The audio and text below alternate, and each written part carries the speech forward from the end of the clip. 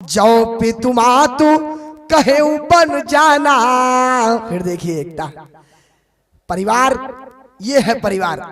फिर मैं उसी बात को कहूंगा, माताओं बंधुओं, रामचरितमानस में इसीलिए अयोध्या कांड संजीवनी बूटी है। यहाँ हो सकता है कई देवरानी जेठानी बैठी हो, कोई दो बहनें बैठी हो सकता है। ध्यान दीजिएगा, दो बहनें अपने बच्चों को इधर उधर नहीं करती और दोनों को अपने ये नहीं समझती कि मैं नहीं हूं तो वो तो है, हमसे बढ़कर है वो। माता कौशल्या राम जी को जितना अपना बेटा मान रही है ना, कैकेयी माता को भी उतना ही अधिकार दे रही है माता होने का। कैकेयी भी तुम्हारी उतनी ही माता है राम जितनी हम माता है। जन्म दिया तो क्या हो गया, मातृभाव में कोई कमी थोड़ी है कैकेयी जी की। जो केवल पितु आय सुताता तो जन जाऊ जानी बड़ी माता। लेकिन जो पितु मातु कहे बन जाना, यदि पिता और माता दोनों ने कहा है ना राम, तो कानन सत अवध समाना। तो 100 अयोध्या के समान वो जंगल है। चले जाओ राम, बड़ भागी बन अवध भागी। जो रघुवंश तिलक तुम त्यागी। अभागे हैं हम लोग तो हो सकता है राम वन का ज्यादा भाग्य हो, जंगल के भाग्य में तुम हो राम, हम लोगों के भाग्य में ना हो सकता है। बड़ भागी बन अवध अभागी, जो रघुवंश तिलक तुम त्यागी। राम जी सुन रहे हैं, माताओं बंधु ध्यान दीजिएगा, राम जी सुन रहे हैं। तब तक माता कौशल्या कहती है, राम एक बात और तुमसे कहनी थी जाने से पहले। बोलिए माता। माता कौशल्या कहती है, राम जो सुत कहूं संग मोहि लेहु। अगर मैं कह दूं कि राम मैं भी चलूंगी, मुझे भी ले चलो, तो तुम्हारे हृदय हो संदेह। तो तुम ये सोचोगे कि अरे माता क्या सचमुच मेरे साथ चलना चाहती है, और फिर तुम मुझे मना करोगे कि नहीं माता आप मत चलो, आप कष्ट कर जाओगी, और हो सकता है कि तब मैं रुक जाऊं। मैं ऐसा झूठा प्रेम आपसे नहीं करना चाहती। देखिए कितनी सच्चाई है संबंधों में। कह रही है, बेटा यदि मैं तुम्हारे साथ चलने को तैयार होने लग जाऊं और जानती हूं कि मैं जा नहीं पाऊंगी, तुम मना करोगे, मैं रुक जाऊंगी, तो ऐसा झूठा नाटक करने की मुझे कोई आवश्यकता नहीं। यह विचार नहीं करऊं हट, झूठ स्नेह पढ़ाई। क्यों नहीं गई? देखिए इससे एक बात समझ में आती है। समझ में यह आती है कि एक स्त्री के लिए, यदि हमसे पूछा भी था, और दिल्ली में स्वामी जी के आश्रम पे ही एक पंडित जी ने एक बार प्रश्न किया था।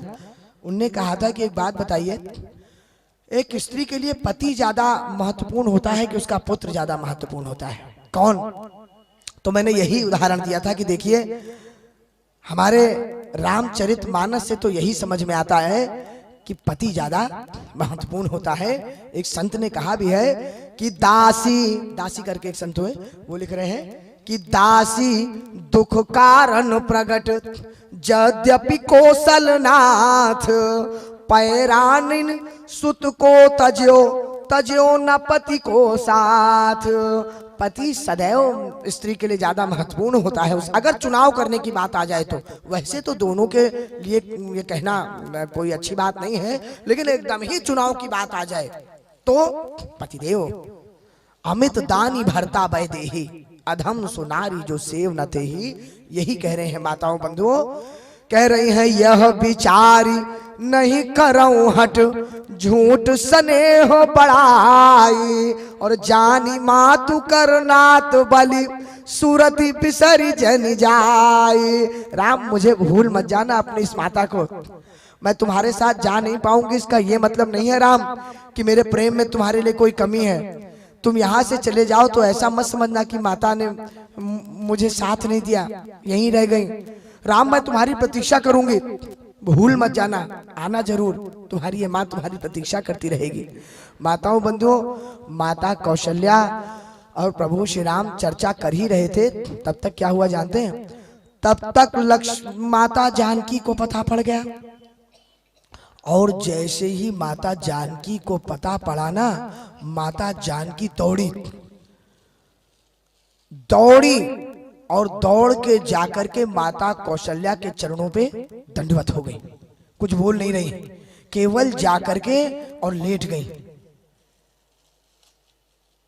अब माता कौशल्या देख रही हैं और देखते ही समझ गई कि अब जानकी जी को भी जाने की इच्छा हो गई।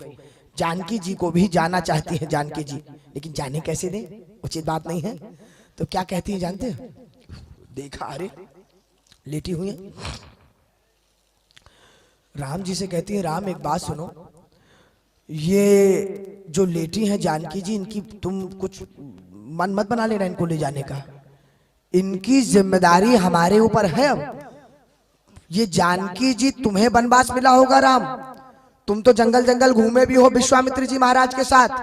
ये जानकी जी ऐसी वैसी नहीं है, ये पिता जनक भूपाल मणि, ससुर भानु कुल भानु, और पति रवि कुल कैरव विपिन, विधु गुण रूप निधानु। पति आप हैं इनके, चक्रवर्ती सम्राट दशरथ जी महाराज ससुर हैं, जनक जी इनके पिताजी हैं, और मैं सास हूं। एक बात समझिएगा, बड़ी बारीक बात, बहुत मैं व्यवहारिक बात करूंगा आज, ध्यान दीजिएगा। माताओं बंधुओं, भगवान ना करे किसी के यहाँ विवाह हो और कोई कन्या आए विवाह करके, और जब विवाह करके कोई बहू आ जाती है ना, तो बहू आने के बाद मान लीजिए खुदा ना खास्ता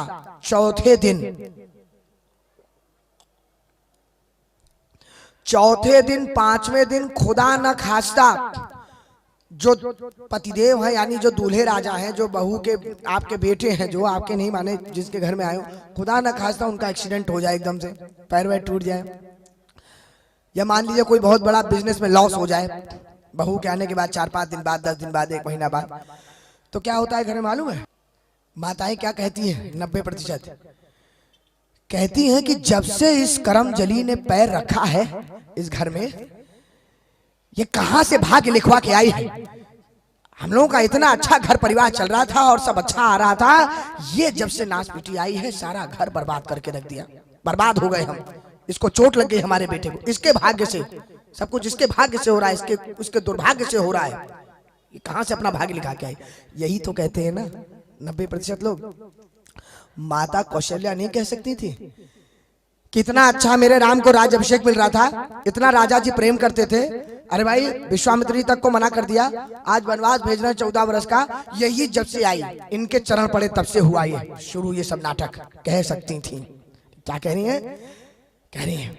कह रही है मैं पुनि पुत्र बधु प्रिय पाई, रूप राशि गुणशील सुहाई, कलप बेली विधि बहु कलप बेली जिमी बहु विधि लाली, सींची स्नेह सलिल प्रतिपाली, अरे फूलत फलत भयउ विधि बामा।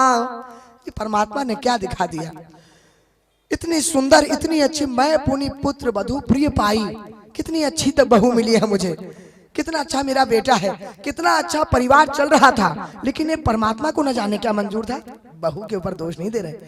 फूलत फलत भयउ विधि बामा, जानी न जाहि काह परिणामा। ऐसा क्यों हुआ राम, मुझको समझ नहीं आ रहा। जानकी जी, जानकी का इसमें कोई गलती नहीं है। और एक बात सुनो राम, मैं जानकी का इतना ख्याल रखती हूं ना, तुम यदि ये सोच रहे हो ना कि जानकी जी, अगर जानकी के मन में भी आ रहा है कि उन्हें वनवास जाना है, तो जानकी चाहे अपने मायके रहती हो या चाहे ससुराल में रहती हो, जानते हो वो पलंग से निकलती है ना जानकी जी, तो सीधे गोद में आती है। जमीन पर, पृथ्वी पर तो जानकी ने कभी पैर ही नहीं रखे। जानकी इतनी सुकुमारी है राम, कैसे जंगल चली जाएंगी? पलंग पीठ तज गोद हिंडोरा, और सियना दीन पगवनी कठोरा। कभी कभी गई नहीं है। और मैं उनको इतना प्रेम करती हूं ना, जीवन मूरी जिमी जोगवत रहो, और दीप बाती नहीं टारन कहो। क्या उपमा दी। अब आजकल के लोग तो समझ ही नहीं पाएंगे इस उपमा को, जो यहाँ बैठे होंगे, जो एसी और एलईडी वाले लोग तो समझ ही नहीं पाएंगे कि क्या उपमा है। जो पुराने लोग हैं समझ जाएंगे। माताओं बंधुओं, पहले क्या होता था, घर में एक दिया लगाया जाता था गांव में। अब वो दिया चाहे वो चीनी मिट्टी के बर्तन में, या आज ऐसा भी सिस्टम था कि वो बोतल नहीं होती थी, बोतल के ऊपर से ढक्कन तोड़ देते थे, काट के उसमें से दिया निकाल देते थे, जूते की लेस से दिया बनाया जाता। समझा रहा हूं मैं आपको, उस समय वो अयोध्या जी में ऐसा नहीं होता होगा, लेकिन मैं बता रहा हूं। तो क्या होता था कि वो जब दिया जलता रहता था, धीरे धीरे जलने के वो थोड़ा सा कम होता जाता था जलते जलते, तो कहते थे जाके थोड़ा सा उठाओ दिया, थोड़ा सा उठाओ। उससे सरल काम, और वो कोई बहुत बड़ा काम नहीं है वो। लेकिन माता कौशल्या कह रही है, राम मैंने जानकी जी को कभी ये भी करने को नहीं कहा रात में कि वो दिया थोड़ा सा नीचे जा रहा है, जानकी जी उसको थोड़ा सा उठा दो। इतनी सुकुमारी है हमारी जानकी। जीवन मूर जिमी जोगवत रहो, और दीप बाती नहीं टारन कहो, और ते बन चाही चलन अब साथा, आयसु का होई रघुनाथा। क्या आप क्या चाह रहे हैं, ये बताओ क्या चाह रहे हो। और राम एक बात और सुन लो, देखिए कितनी सुंदर बात माता कौशल्या कह रही हैं। कह रही हैं अगर इनको जाने का मन कर रहा है, जानकी जी की तरफ देख के कह रही हैं, कह राम जी से रही हैं। एक बात सदैव याद रखिएगा, मर्यादा देखिए एक सास की, और यहां जो सास बैठी हो वो इस मर्यादा का पालन कम से कम करना प्रारंभ कर दें। जब विवाह होके आ जाए बहू, देखिए उस समय जब इतनी मर्यादा थी, आप एक बात आइए, आप चाहते हैं कि बहू हमारी इज्जत करे, हमारे घर में एकता रहे, हमारा बड़ा सम्मान रहे, तो या तो भगवान की ऐसी कृपा हो जाए, आप पे इतनी तपस्या हो कि जानकी माता जैसी बहू आ जाए, तो बहुत अच्छा है। लेकिन यदि नहीं आ रही है तो कुछ तो एडजस्ट करना पड़ेगा ना, कुछ तो एडजस्ट करना पड़ेगा। तो क्या एडजस्ट करना पड़ेगा, देखिए माता कौशल्या से, पति पत्नी के बीच में इंटरफेयर करना। अगर पति कुछ कह रहा है, पत्नी कुछ चाह रही है, तो प्रयास करिए कि आप लोग बीच में इंटरफेयर ना करें। उसी में आपका सम्मान भी है और प्रेम भी है, दोनों है। माता कौशल्या, आप लोग पाठ पढ़ लीजिएगा, माता कौशल्या इतनी सारी बात कर रही है, लेकिन एक बात भी वो जानकी जी से नहीं कह रही है, वो कह रही है राम जी से समझाते हुए कि राम ये जानकी अगर जाने को चाह रही हैं तो एक बात सुनो राम, बनहित कोल किरात किशोरी, रची बिरंज विषय सुख भोरी। बन जाने के लिए कोल किरात किशोरी पहले से वहां ब्रह्मा जी ने बना रखी है। कहने का ये अर्थ है, कहने का अर्थ है कि जिसको एसी में रहने की आदत पड़ गई हो, आप उससे कैसे ये सोचेंगे कि वो गर्मी में जाकर के और पेड़ के नीचे लेट जाएगा। लेकिन जो गांव वाले हैं हमारे, जो ग्रामीणांचल के लोग हैं, वो तो पेड़ के नीचे, आम के पेड़ के नीचे है, कितने आनंद से बिता देते हैं। अरे भाई लाइट की व्यवस्था अभी भी कहाँ 100% हो चुकी है, हो पाई है गांव में। उनको थोड़ी मालूम है कि एसी क्या होता है, एसी की ठंडक क्या होती है, या कार क्या होती है। वो साइकिल से आनंद लेते हैं। हमारे बैठे एक शिवनारायण मिश्रा जी दिखे, 70,000 रुपए कमाते हैं, लेकिन साइकिल नहीं छूट रही उनसे। मैं कहता हूं भाई थोड़ा सा स्टेटस बना लीजिए अपना। अब साइकिल, अब देखिए, अब वो इसीलिए अब देख नहीं रहा हूं मैं उनकी तरफ, मुंह छुपा लिए। तो कहने का ये अर्थ है, क्योंकि आदत पड़ गई उनको साइकिल चलाने की। कोई कंजूस नहीं है वो, लेकिन भाई आदत तो है।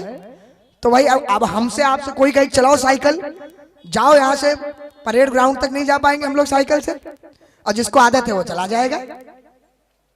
तो वही माता कौशल्या कह रही हैं कि बन के लिए ब्रह्मा जी ने अलग से कोल किरात किशोरी बना रखी है, उसके लिए जानकी जी को अलग राजकुमारी जैसा बनाया है। बनहित कोल किरात किशोरी, रची बिरंची विषय सुख भोरी। अरे पाहन क्रम जिन जिम कठिन स्वभाव, तिनहि कलेश न कानन काहू। अब जैसे कीड़े होते हैं, पत्थर के कीड़े, तो उनका तो वही जीवन है, उनको कोई कठिनाई थोड़ी होती है पत्थरों के बीच में चलने पर। लेकिन हम लोग जाते हैं, आप लोग जिनको अभ्यास ना हो वो चले जाइएगा वैष्णो माता, वैष्णो देवी की परिक्रमा करने, 4 दिन तक पैर दर्द करेंगे। लेकिन कई ऐसे हैं जो रोज जाते आते हैं, उनको कोई जो वहां जो घोड़े वाले जो घोड़े लेके चलते हैं, उनको थोड़ी कोई दर्द होता है उस बात का, अभ्यास है उनको। उसी प्रकार कह रहे हैं कि कय तापस्ती कानन जोगू जिन तप हेतु तजा सब भोगू। या तो तपस्वी साध्वी सिद्ध माताएं, परम श्रद्धेय महामंडलेश्वर स्वामी विद्यागिरी जी महाराज जैसी, जो तपस्या के लिए, साधना के लिए भोग विलास को त्याग किया हुआ है, जिन्होंने किसी ने कहा थोड़ी, किसी का कोई दबाव थोड़ी, कोई वचन थोड़ी है, ये तो प्रभु की प्रेरणा है, प्रभु की कृपा है और स्वामी जी का संकल्प है। संत महात्मा हिमालय की गुफाओं में रह रहे जा करके, किसी ने कहा थोड़ी है। तो तपस्या के लिए जिन्होंने भोग को तजा है, या तो वो तो कहा राम ऐसा है, ना तो जानकी जी कीड़ा है, कीड़े की तरह, ना जानकी जी को ब्रह्मा जी ने कोल की रात किशोरी के परिवार में कहीं ऐसा फिट किया था, वो तो सुकुमारी बन के आई थी, और ना ही जानकी जी का कोई तपस्या करने का, कोई तपस्या उनको करनी है। तपस्या का कोई अभी कोई, अब जब जिनको भगवान ही मिल गए उनको क्या तपस्या करनी जी, कोई ऐसी बात नहीं है उनको। सियपन बस ही तात के ही भांति, वो तो चित्र लिखित कपि देखी डराती। कहां से जाके रहेंगी? अरे जानकी जी को तो फोटो में बंदर दिख जाता है ना राम, तो फोटो का बंदर देखकर वो डर जाती है, वन में कैसे रहेंगी?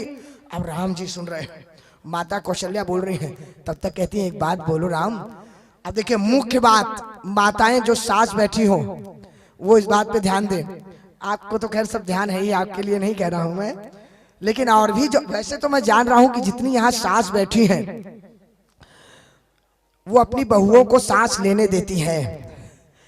माने जो सास हैं वो अपनी बहुओं को सांस लेने दे रही हैं, उनकी सांस दबा के नहीं बैठी हैं, तो इसीलिए तो सत्संग में वो। लेकिन जो एक आधा बीच में कहीं बैठा हो राहु की तरह वैसे तो सत्संग में कभी राहु आ ही नहीं सकता है, तो सब मैं विनोद में कह रहा हूँ माताओं बंधुओं।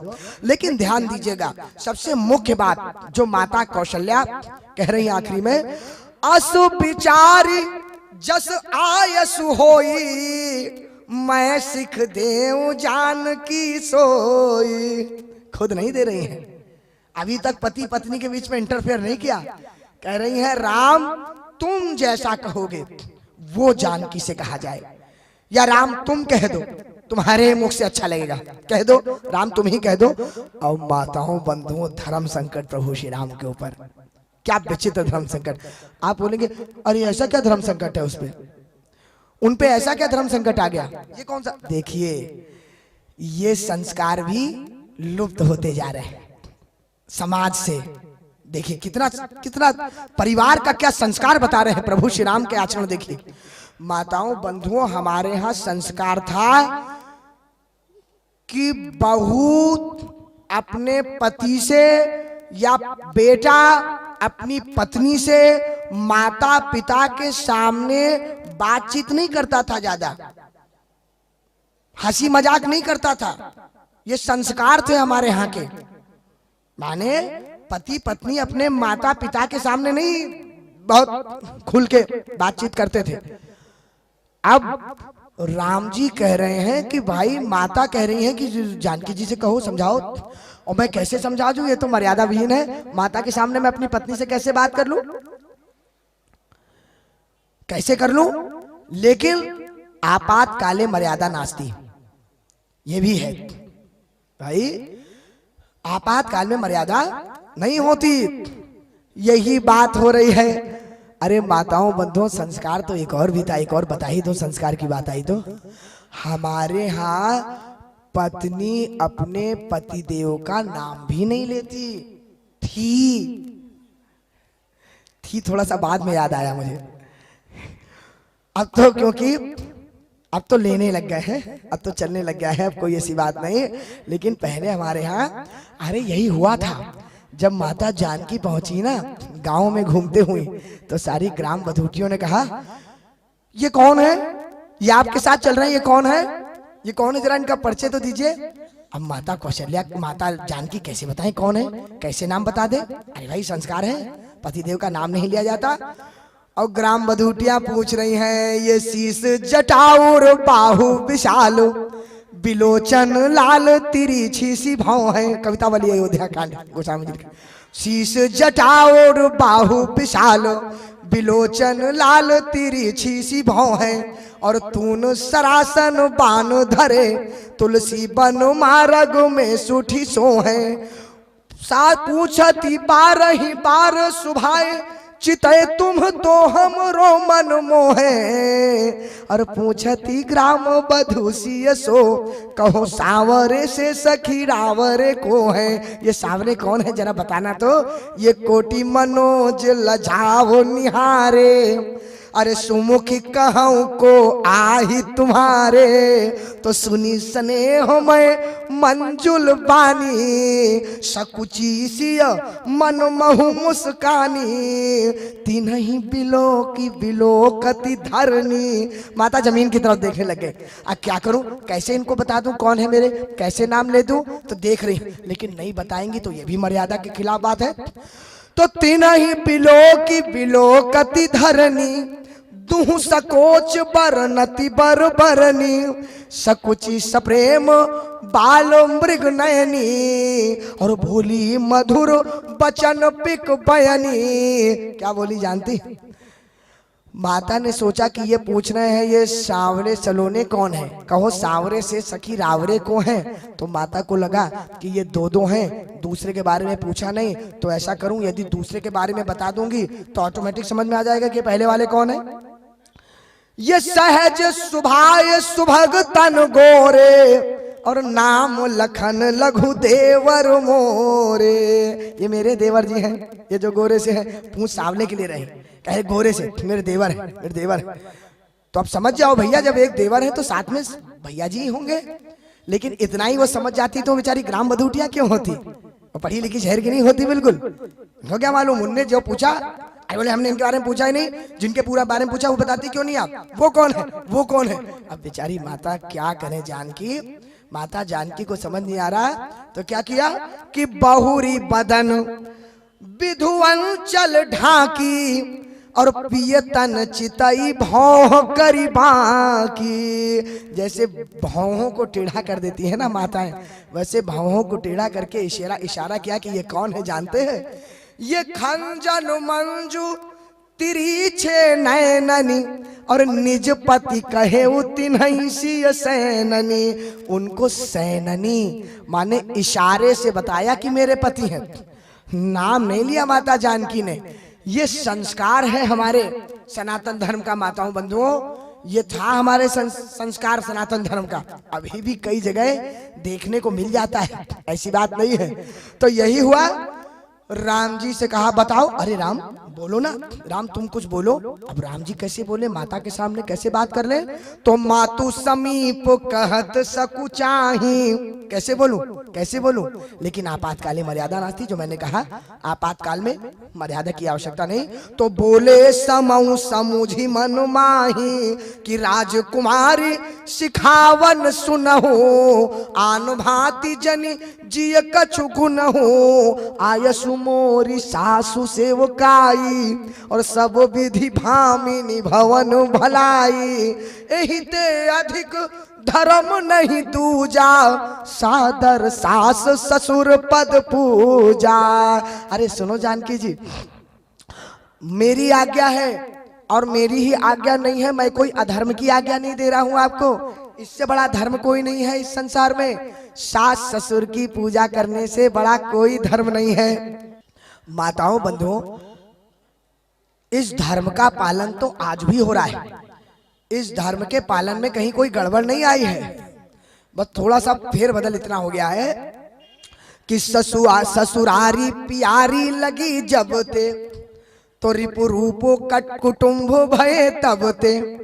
माने सास ससुर की पूजा तो हो रही है, लेकिन बहू जितना सास ससुर की पूजा नहीं कर रही, उससे ज्यादा दामाद जी करने में लगे हैं अपने सास ससुर की पूजा। भाई दामाद जी भी करिए, कौन मना कर रहा है। दामाद जी अपने सास ससुर की जितनी पूजा करनी करो, अरे लेकिन बहुएं भी तो करें अपनी सास ससुर की पूजा। कि उल्टा चलेगा बिल्कुल गंगा। कलयुग है, भगवान श्री राम कह रहे हैं एहि ते अधिक धर्म नहीं दूजा, और सादर सास ससुर पद पूजा।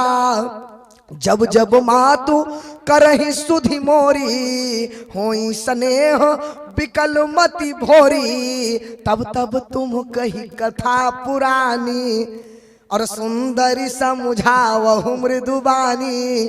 जब माता मुझे याद करेंगी तो जानकी कोई तो होना चाहिए यहाँ पे उनको समझाने के लिए। राजा जी हमारे पिताजी तो लगे रहते हैं राजपाट में, व्यवस्था में, माता के ख्याल कौन रखेगा बताओ जानकी। इसीलिए माताओं बंधुओं, मैंने 1 2 3 4 दिन पहले कहा भी था कि बहुओं के लिए तपस्या करनी चाहिए। आपको दुख में वही बहुएं साथ में बैठेंगी और कौन बैठेगा। कह रहे जानकी रुक जाओ, आप मत जाओ, गुरु श्रुति सम्मत धर्म फल पाई भी नहीं कलेश, और हठी बस सब संकट सहे गालो नहुष नरेश। देखो बड़े बड़े लोगों ने, चाहे वो गालो मुनि हो चाहे नहुष नरेश हो, सबने बड़ा संकट सहा है। जानकी रुक जाओ, मत जाओ। तो माता जानकी ने कहा रे मैं रुक जाऊं, प्रभु आप जा रहे हैं, मैं कैसे रुक जाऊं, मैं आपकी प्रतीक्षा नहीं कर पाऊंगी प्रभु। भगवान राम कहते हैं चिंता मत करो जानकी, मैं गया और आया। मैं पुनि करी प्रवान पितु बानी, और बेगी फिर अब सुनु सुमुखी सयानी। तो भगवान श्री राम से माता जानकी कहती है प्रभु ये बेगी फिर अब 14 वर्ष का वनवास है, आप कह रहे हैं बेगी फिर अब। राम जी कहते हैं जानकी दिवस जात नहीं लागही पारा, इस अर्धाली को तो अपने जीवन में उतार लेना चाहिए आप सबको। माताओं बंधुओं ध्यान दीजिएगा भाई, आप लोगों ने कथा सुनी होगी कि एक बार